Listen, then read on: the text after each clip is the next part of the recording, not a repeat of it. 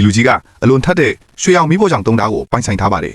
ဒီလူကြီးကရွှေရောင်မီးပေါ်ကြောင့်တုံးသားကိုကြိုက်ပြီးစပွဲပေါ်ကဝက်သေးကောင်ကိုခုတ်ထစ်လိုက်တယ်သူကဝက်ရခန္ဓာကိုယ်ကိုပတ်ပြီးခုတ်လိုက်တော့အသားတွေအယူတွေကနေလွယ်လွယ်ကူကူကွာသွားတယ်နောက်ဆုံးတော့သူကဝက်ရပါးစပ်ကနေတစ်ချက်ခုတ်လိုက်တယ်သွေးတစ်စက်မှမကြားသလိုစီအစွန်းအညစ်ကြေးတွေကိုတောင်ဓာတ်ကဆုပ်ယူသွားတယ်အဲ့ဒီအနောက်သူကငါးကန်တွေကငါးတကောင်ကိုဆွဲထုတ်ပြီးဝမ်ဘိုက်ကိုဓာတ်နဲ့လီဖွင့်ကအကောင်ဆုံးအသားတစ်ပိုင်းကိုယူပြီးကျန်တာကိုငါးကန်နဲ့ပြန်ထည့်လိုက်တယ်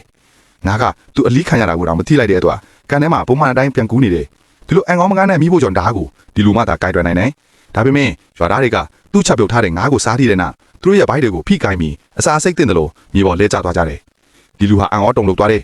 အဲ့ဒီနောက်သူကသူ့လက်ထောက်စားဖို့မူကသူ့ကိုစားပေးတော့ကသူ့ကိုမကောင်းကြလိုက်ကြထိမယ်လို့တွေးမိလိုက်တယ်ဒါပေမဲ့သူ့ညရှင်ပြချက်တွေကိုဘယ်သူကမှနားမထောင်ကြဘူးရွာလူကြီးကသူ့ကိုစားဖို့မူတယောက်ပြီးမထိုက်တန်ဘူးလို့စူပူချင်းပေါင်းပြီးရွာကနေညှင်းထုတ်လိုက်တဲ့အခါမြေပေါ်ကြောင့်ဓာတ်ကလည်းမြေပေါ်ကျပြီးအယောင်ဝါဒီမြင်သွားတယ်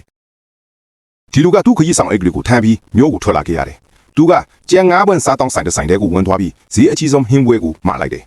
အဓိကစားဖို့မူကသူကပြဿနာရှာမကိုစိုးရင်တဲ့အတွက်ဟင်းပွဲရဲ့အရေးသွေးကိုသူကိုယ်တိုင်တာဝန်ယူစစ်ဆေးပြီးချပေးလိုက်တယ်တိုးတိုးလည်းဒီလူကတဇွန်းပဲမြည်ကြည့်ပြီးမျက်မှောင်ကျုပ်ကဒီဟင်းပွဲကအရန်ရိုးနေရလို့ပြောလိုက်တယ်ဒီစကားကိုကြားတော့အဓိကစားဖို့မူကဒေါသထွက်ပြီးဒီလူနဲ့ချက်ပြုတ်လန်ပွဲလုပ်ဖို့စိန်ခေါ်လိုက်ပါတယ်သူသာရှုံးရင်ဒီလူကြီးကအထုပ်တွေပြန်သိမ်းပြီးထွက်သွားရမှာဖြစ်ပြီးသူသာနိုင်ရင်ဒီလူကဒီမှာတစ်နှစ်ပတ်လုံးပန်းကန်ဆေးရမယ်လို့အဓိကစားဖို့မူကစိန်ခေါ်ခဲ့ပါတယ်